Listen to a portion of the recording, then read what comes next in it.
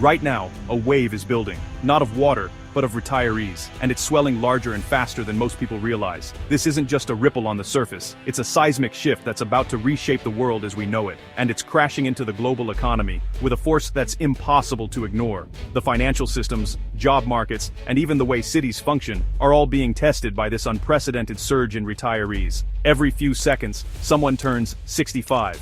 That's thousands of people every single day stepping into retirement, leaving the workforce, and starting to draw on pensions and savings. This isn't a future problem, it's happening now, in real time, in every corner of the globe.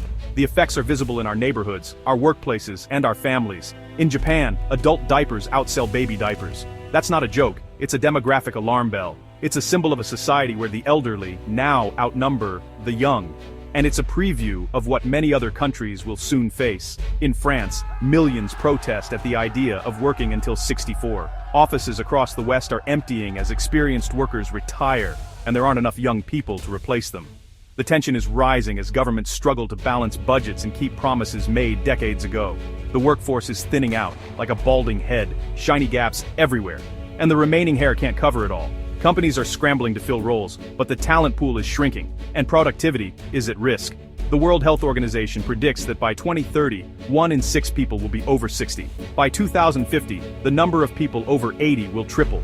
This isn't just a statistic, it's a transformation of society's very structure. We're living longer. Great news, until you realize someone has to pay for all those extra years of retirement.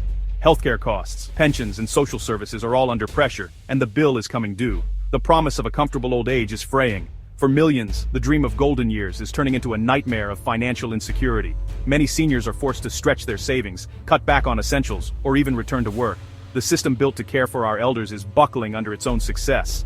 Hospitals, care homes, and social programs are overwhelmed, and the strain is only increasing as the population ages. This isn't just about numbers. It's about whether we can keep our promise of dignity in old age. It's about ensuring that our parents, grandparents, and eventually ourselves are treated with respect and compassion. The consequences of failure will hit everyone, not just retirees. Families will bear the burden, younger generations will face higher taxes, and entire economies could be destabilized if we don't act. The great tsunami is here, and it's coming for your wallet. Whether you're young or old, rich or poor, this demographic wave will shape your future, and the choices we make now will determine whether we sink or swim. Let's rewind to a time when pensions were nothing short of revolutionary. Bismarck's Germany, in the late 1800s. Back then, the idea that the state would guarantee support for its elderly citizens was radical, almost utopian. It was a bold social experiment, a promise that the government would stand by its workers after a lifetime of labor. The state pledged to care for workers once they reached the age of 70. This wasn't charity, it was a right, a recognition of their contribution to society. For the first time, aging didn't have to mean destitution. But there was a catch. The system worked because in reality, most people didn't live long enough to collect much from it. Life expectancy was low, and only a small fraction of workers ever reached the age to claim their pension. Fast forward to 1935, when Social Security launched in the United States. At that time, the average life expectancy was just 61, while the retirement age was set at 65. The math was, in a way, morbidly clever. Most people would never collect for long, if at all. But then, everything changed. Advances in medicine, nutrition, and living standards meant people started living much longer. Suddenly, retirement could last 20, 30, even 40 years, far longer than anyone had planned for. Meanwhile, birth rates began to plummet. The big families of the baby boom era gave way to smaller households. The baby boom faded, replaced by what demographers now call a baby bust.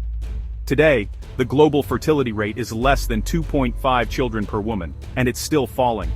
In many countries, it's already well below the level needed to replace the population. The result? We now have more retirees living longer than ever before, and fewer young workers entering the workforce to support them. The balance that once made pensions possible has been turned upside down. The base of the population pyramid, the working-age people, is shrinking, while the top, the elderly, gets heavier and heavier. The support system is straining under the weight. The social contract that once seemed so solid is now facing a crisis it was never designed to handle. Politicians debate, citizens worry, and the pressure keeps building. The math simply doesn't add up anymore. The promise that once offered security is now breaking down, leaving governments scrambling for solutions. We're left with a system that can't keep up with the new reality. Seniors worry about their future, and younger generations wonder if the promise will still exist for them. The pension promise, once a symbol of progress, is now a ticking time bomb, one that demands urgent attention before it's too late. Most government pensions use a pay-as-you-go system. Your taxes today pay for current retirees, not your own future. When the system started, there were lots of workers for every retiree. In the 1950s US, it was 16 to 1. Now it's less than 3 to 1. And soon it'll be 2 to 1. 2 workers supporting 1 retiree, that's not sustainable. The system is starting to look less like a pyramid and more like a wobbly column. It's not a joke to call it a pyramid scheme. When new workers run out, the whole thing collapses. We're running out of new workers to support the growing number of retirees. The pay-as-you-go model is no longer paying its way. It's a ticking time bomb, and the clock is getting louder. The math is simple. Fewer workers, more retirees, and not enough money. The pension system is on the brink. Something has to give. Let's take a closer look at 4 countries that are standing at the edge of a pension crisis, each with its own unique challenges, but all facing a similar threat. These nations are grappling with aging populations, shrinking workforces, and pension systems that are buckling under the pressure. Japan is the world's oldest country, with a staggering 1/3 of its population now over the age of 65. The streets of Tokyo and other cities are filled with seniors, and the number continues to rise every year. The worker-to-retiree ratio has dropped below 2 to 1, meaning there are fewer than 2 workers supporting each retiree. This imbalance puts enormous strain on the pension system and the younger generation. As a result, many elderly Japanese are forced to keep working well past retirement age, not because they want to, but because they simply can't afford to stop. In France, the situation is different but equally precarious. The country is known for its generous pensions and early retirement, allowing many to enjoy leisure in their golden years. But the math behind the system just doesn't add up anymore. Attempts to raise the retirement age have triggered massive protests, with millions taking to the streets to defend their benefits. The debate over reform is fierce and ongoing. In the United States, Social Security is the backbone of retirement for millions. But the trust funds that support it are projected to run dry by the mid-2030s, threatening the stability of the entire system. If lawmakers fail to act, retirees could see their benefits slashed by 20% or more, leaving many struggling to make ends meet in their later years.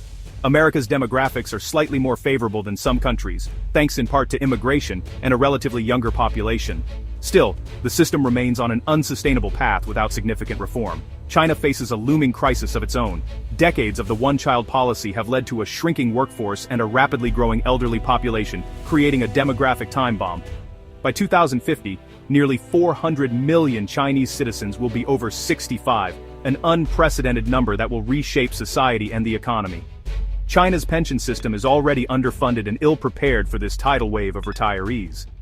Many seniors worry about their financial security as the government scrambles for solutions.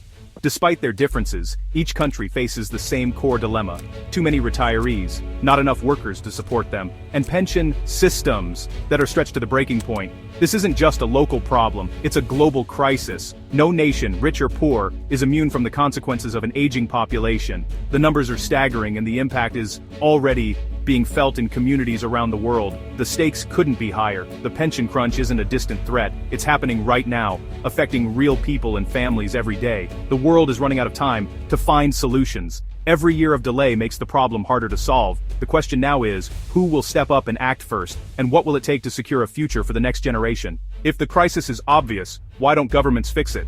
Politics. Fixing pensions means telling people to work longer, accept less, or pay more, none of which win elections. Politicians think in short terms. Pension crises unfold over decades. Older voters, who rely on pensions, are the most powerful voting bloc.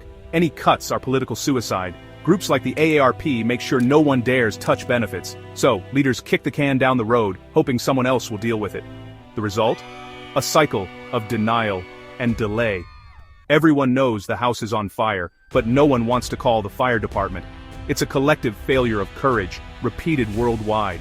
When forced to act, politicians reach for the same 4 solutions, none of them pleasant. First, raise the retirement age. If people live longer, they should work longer. It's logical but deeply unpopular. Second, cut benefits, either directly or by tweaking formulas, so future retirees get less. Third, raise taxes on current workers, shrinking their paychecks and fueling generational resentment. Fourth, privatize pensions, shifting risk from society to individuals, great in a bull market, disastrous in a crash. Each option has painful trade-offs. None are politically easy, but the alternative is letting the system collapse. The pension apocalypse is coming, unless we choose one of these tough paths. The clock is ticking. Some countries have faced the crisis head-on and found smart solutions. Denmark links retirement age to life expectancy. No more political fights, just automatic adjustments. Sweden's notional defined contribution system ties benefits to what you pay in and adjusts for economic changes and longevity. Germany raised the retirement age and incentivized working longer, making the system more transparent. Australia's superannuation requires employers to contribute to private retirement funds, ensuring most people have a nest egg. These countries acted early, made reforms automatic, and communicated clearly with the public. The result? More stable, sustainable pension systems. It wasn't easy, but it worked. The lesson? With foresight and political will, the crisis is solvable. The rest of the world should take notes. There's a way out, if we act. The lesson is simple. Act early and take politics out of pensions. Countries that succeed, like Denmark and Sweden, installed automatic reforms before the crisis hit. Linking retirement age to life expectancy makes changes predictable and fair. Automatic stabilizers keep the system solvent without constant political battles. Public awareness is crucial. People need to understand the problem to support tough solutions. Ignoring the issue is a one-way ticket to disaster. The pension crisis tests our willingness to make small sacrifices for a stable future. The choice: gradual reform or sudden collapse. Too many countries are choosing chaos by doing nothing. The time to act is now. The global pension system is a slow-motion train wreck, but hiding from it is the worst thing you can do. First, find out where your country stands. What's the worker-to-retiree ratio? When will funds run out? Are reforms on the table? This is about your money and your future. Don't ignore it. Talk about it with friends and family. The more people care, the more politicians will act. Demand real plans, not vague promises. Meanwhile, prepare for a future where state pensions may not be enough. Start saving now. Learn about personal finance. Open a retirement account. Take advantage of employer matching. The era of relying solely on the state is over. The future belongs to those who prepare. Understand the problem, push for change, and take control of your own retirement. Don't wait for someone else to fix it. Now get to work.